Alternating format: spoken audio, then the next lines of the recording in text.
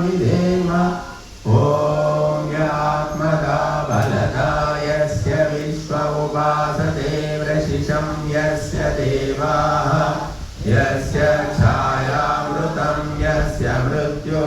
तस्मै देवाय हविषा विधेम ॐ या प्राणतो निमिषतो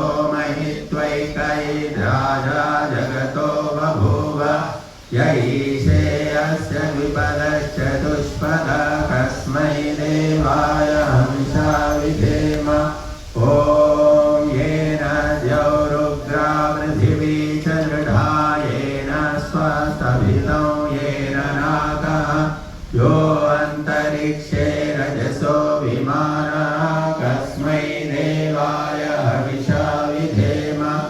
ॐ प्रजापतेन त्वदेतान्यो विश्वाजातानि परिता बभूव यत्कामास्ते जोमस्तन्नो अस्तु वयं श्यामपतयोरयीनाम् ॐ स नो बन्धुर्जनिता सविधाता धामानि वेदभुवनानि विश्वा यत्र देवामृतमानशानाः तृतीये धामन्नद्यैरयन्त ॐ आग्नेय सुपदाय अस्मान् विश्वानि देववयुनानि विद्वान् युयोध्यस्मद्युराणमेनो भूयिष्ठान्ते नम उक्तिं विधेम इति ఈశ్వర స్తుతి ప్రార్థన ఉపాసన మంత్రాः కర్పూరం తీసుకోండి అమ్మా దీపంతో వెలిగించుకోండి అందరూ నిలబడి